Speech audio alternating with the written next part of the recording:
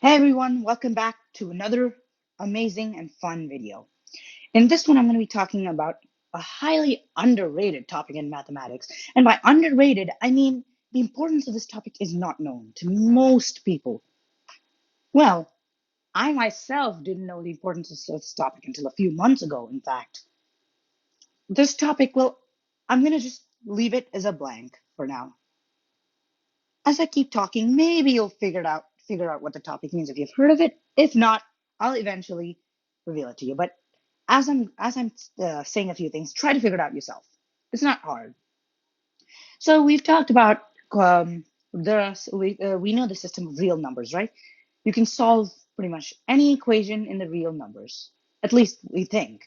But let's say I give you the equation x squared plus 1 equals 0. The first thing you're going to do is, hey, put down your pencil and say, all right, not possible. There's no solutions to that. X squared, a square and a positive number can never equal 0. Yep. Well, you're right. But you're right only as long as the solution set is restricted to the real numbers. For a long time, mathematicians thought there's no solution to this equation. And if you don't see why yet, then just change it to x squared equals negative 1.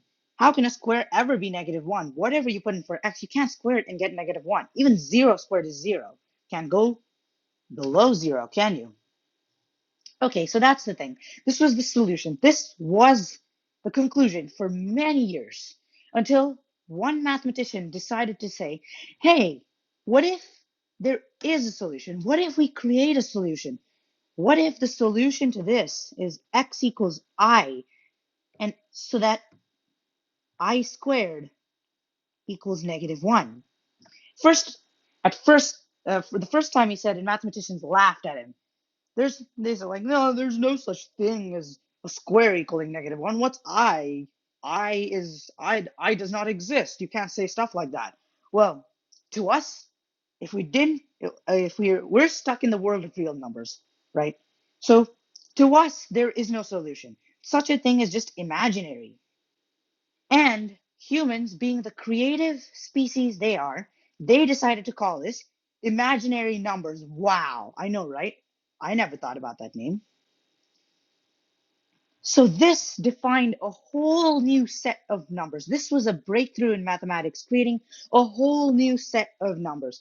Now we know our sets of numbers. For example, the smallest we have are natural numbers, then whole numbers, and then we have integers, and then we have rational numbers. Whoops. Then we have an irrational island on this side. And all this is a part of the real numbers, right? This is the real numbers. So far, this is all we knew until mathematics decided to do this to our real island. Shrink it. Whoops, what I do? Anyway, okay. So this is literally what happened.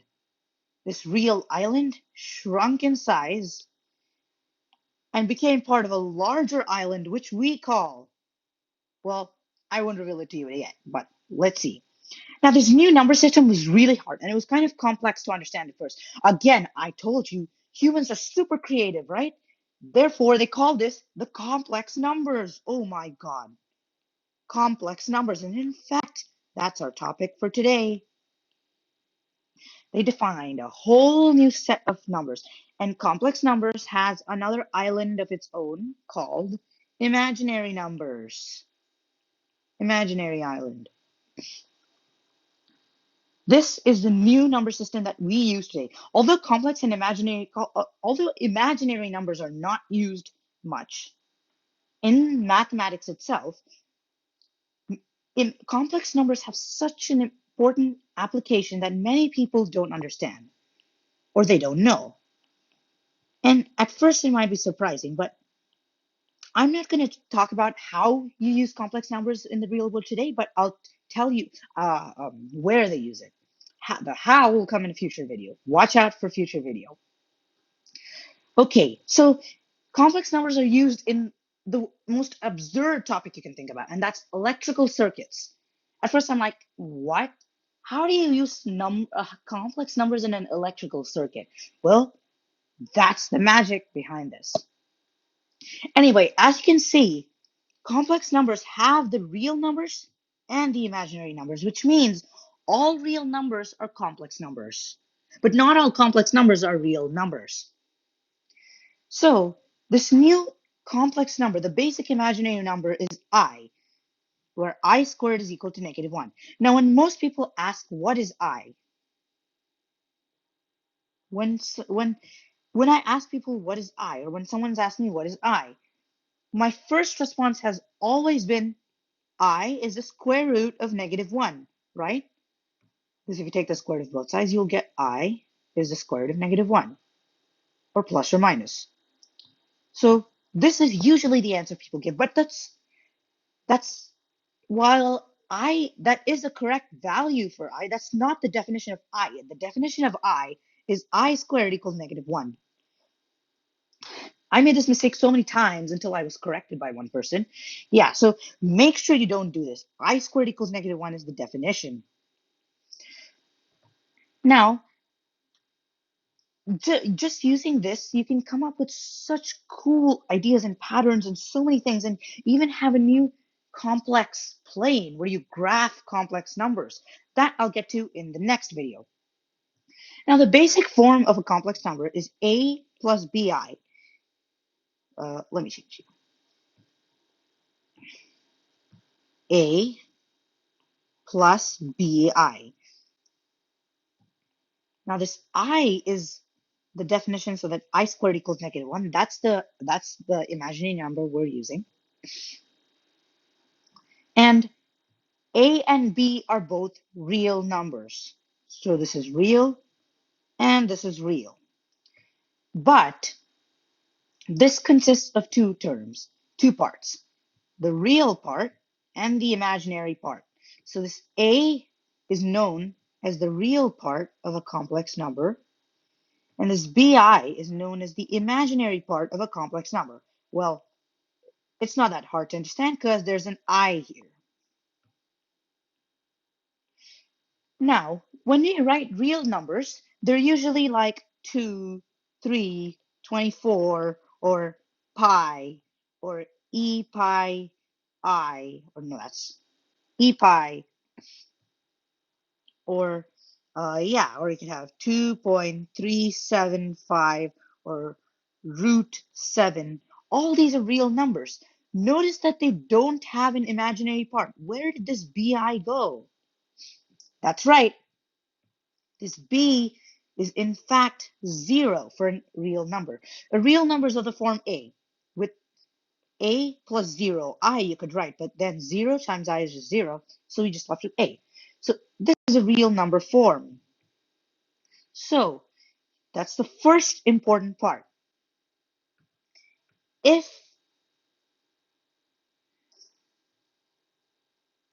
your imaginary part is 0, wait, let me correct it this here. It's not bi. This b is the imaginary part. So if your imaginary part equals 0, if your imaginary part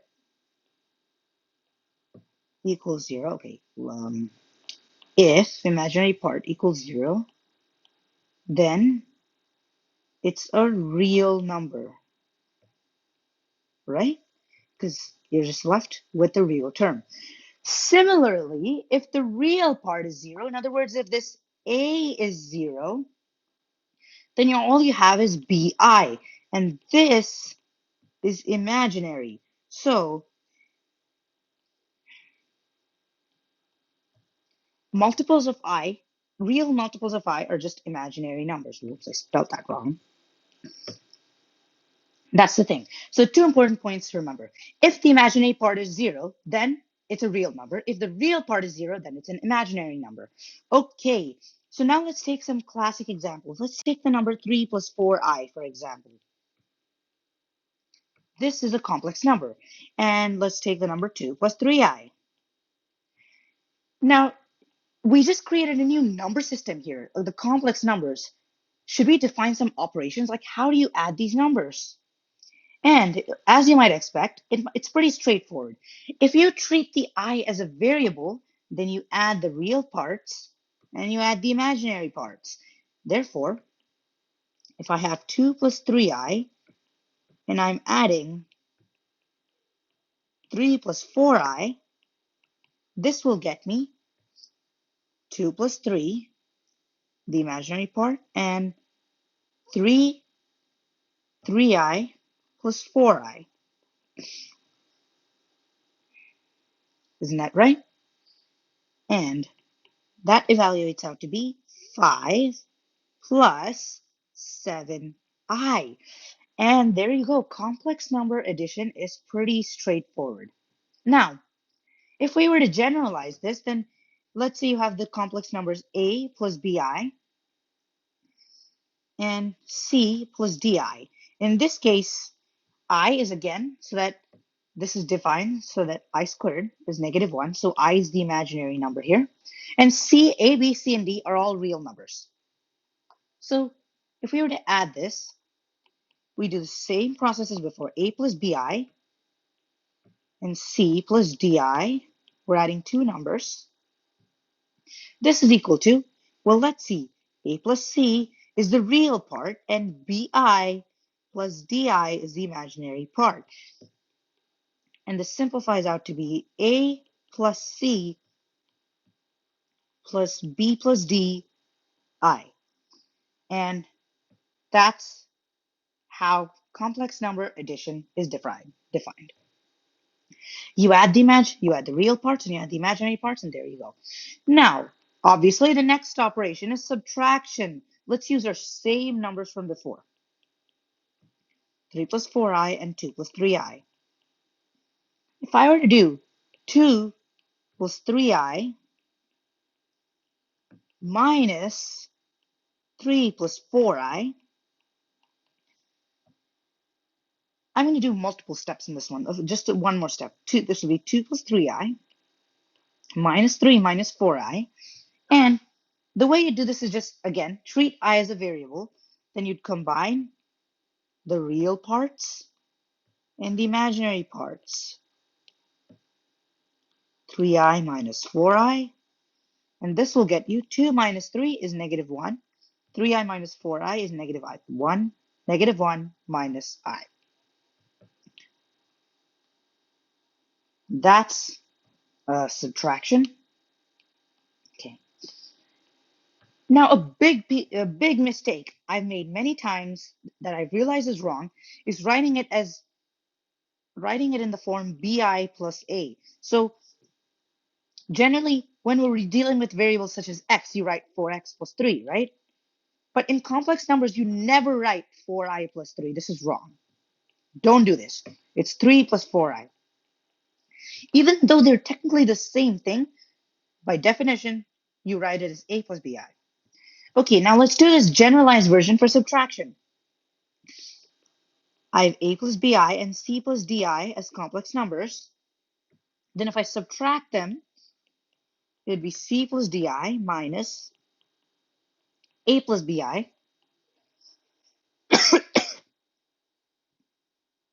Again, this is simple. I use the distributive property and get c plus di minus a minus bi. And you combine the real parts to get c minus a, and then the imaginary parts to get d minus b I. And there we have it. We've just defined complex number subtraction. And from here, the next operation, which I dare you all to guess, it's so easy. No, actually, it's very hard. We're going to be talking about logarithms. No, I'm kidding, not logarithms. We're talking about multiplication, of course. Now, let's say we wanted to multiply 3 plus 4i and 2 plus 3i. Excuse me here. I have 2 plus 3i. And we're going to do it just like how we multiply two binomials. And we're going to first use the distributive property with the 2, like this, and then with the 3.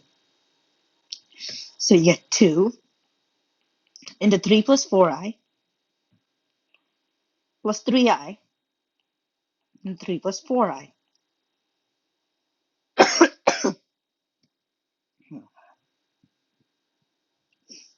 All right. And then you apply the distributive property twice again. 2 times 3 is 6, 2 times 4 is 8, so 6 plus 8i. And 3 times 3 is 9, so you have 9i. And then 3i times 4i is 12i squared. But remember, I squared equals -1. So if we use this formula, then all we're going to have is a -12. And then you combine like terms. 6 minus 12 is -6. 8 plus 9 is 17. And this is our answer. Generalizing this now, use a plus bi into c plus di. Using the distributive property gets us a into c plus di plus bi into c plus di. Now I'm saying I a lot, but that's because you need to say I. AC plus ADI, BCI minus BD. And this is just AC minus BD plus AD plus BCI. Now, all these formulas we're deriving, don't memorize them. In fact, memorizing these formulas and then plugging in the numbers is going to get you more confused than you'll ever be. Instead, treat I as a variable and actually expand it out every time. And that way you'll get a much better understanding of complex numbers than just memorizing some formula and just plugging in numbers. And yeah, never memorize formulas without understanding how they're derived. And this last operation, complex number division. Now, division, you're like, oh yeah, we defined addition, subtraction, multiplication, division. Simple, not too hard, right? Well, check it out. 3 plus 4i over 2 plus 3i. This is our division. What can we do here? Normally, if we're dividing real numbers, for example, 200 over 10, we can use, for example, our long division and get that the answer is 20, but long division doesn't really work here. I mean, you could try, but it'll be, well, more complex than you'd want it. So what do we do here? Now, before I come to this problem, I'm going to do a sub-problem. This is a useful trick in mathematics. Whenever you're stuck on a problem, solve a simpler problem and figure out how you do that, then move on to the problem you're actually trying to solve. So if you're given a problem with a really large number and you're like, oh my God, how do I wrap my brain around this? This is not going to work. Solve the same problem with a smaller number or smaller numbers, and then proceed to the bigger problem. This will give you a better intuition on what you're trying to do. Okay. Now, let's say I have 6 over 2 plus root 3. Now, this is completely real numbers, no imaginary numbers. We know how we'd solve this. We'd multiply the numerator and denominator by the radical conjugate, or basically 2 plus root 3, so we multiply by 2 minus root 3. And this turns out to be 12 minus 6 root 3 over. Then here, the reason we multiply is because we get to use the formula a plus b into a minus b is equal to a squared minus b squared. Now, what this does, it squares this and squares this, which means gets rid of the square root sign completely. That's the motive behind this. So squaring, we get 4 minus Square root of 3 squared is just 3. And the bottom this turns out to be 1. So all you're left is 12 minus 6 root 3. And ta-da, we got rid of the denominator and divided. Now we're coming back to the original problem, which is this complex number problem. I'm just going to rewrite it for convenience. Now, we multiply by the common conjugate. If that's what you were thinking, then great job. But this is not the radical conjugate, it's the complex conjugate this time. It's basically the same logic, but just different English words to call it. What's different meaning? Like what you call them differently, and they're not the same type of conjugate. Whoops, this has to be a 2 minus 3i at the bottom here. Right? Okay. Then we get this top part just becomes complex number addition. We know how to solve complex number addition now. We had already defined it before. And the bottom part becomes difference of squares. So 2 squared minus 3i squared. Now that top part, using the distributive property, you get 6 minus 9i plus 8i plus 12. And again, I just skipped a few steps here for this one, so you can check for yourself whether that's true or not. Just try it out as an extra practice for this one right here. And this next one, 2 squared is 4, minus, now 3i squared. 3i squared is equal to 3 squared times I squared, which is 9 times negative 1, or negative 9. So negative 9 is just positive 9. So you have, in fact, 4 plus 9 in the bottom. Now, that's a useful thing to remember.